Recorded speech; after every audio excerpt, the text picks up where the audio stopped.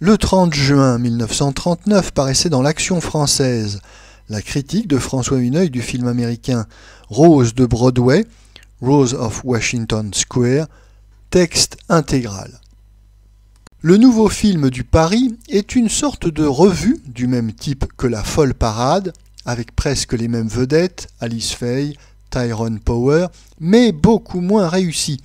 Il marque, paraît-il, l'anniversaire du film sonore, le premier de ces films qui ait fait le tour du monde, qui ait imposé en quelques mois l'invention, fut Le chanteur de jazz, avec le juif Al Jolson. On l'a réinvité pour Rose de Broadway. C'est un comédien assez adroit, assez vif, mais on lui demande surtout de placer son fameux numéro, imitation, pour ne pas dire contrefaçon, des chansons nègres. Les trémoussements, les glapissements, le faux pathétique de Jolson sont vite très ennuyeux. Son succès ne s'explique que par la stupéfaction qui accueillit les premiers sonores.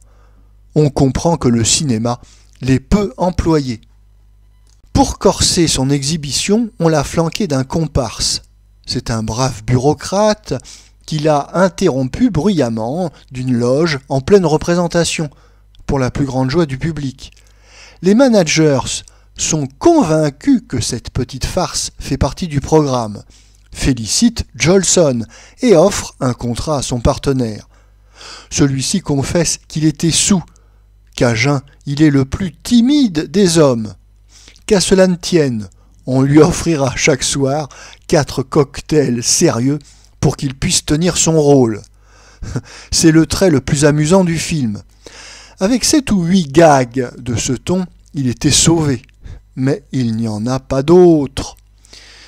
On voit encore un assez bon couple de danseurs acrobatiques et Alice Faye dans des chansons uniformément cafardeuses et traînardes, ululées de cette voix de baryton devenue obligatoire chez les dames du cinéma depuis l'Ange bleu de Marlène Dietrich.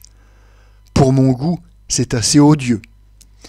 Dans les dernières scènes, Alice Faye compose une espèce de tragédie avec « Mon homme », le vieux refrain de Mistinguett, qui a l'avantage singulier de ramener cette fois un mauvais garçon dans le sentier de la vertu.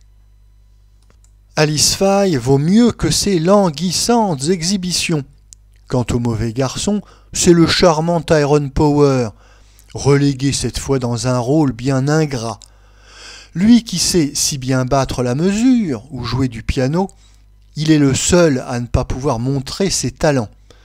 Il a toute la charge du scénario destiné à lier tant bien que mal les attractions. Il vole des bijoux, bazarde les meubles d'un de ses amis qui l'hébergeait, se conduit en petite brute imbécile. Du music-hall triste. Voilà une innovation qu'on laisse volontiers aux Américains. Malgré tout, il y a dans cette insignifiante Rose de Broadway un tour de main, la routine d'une bonne équipe de professionnels qui met le film à 100 pics au-dessus de Terre d'angoisse.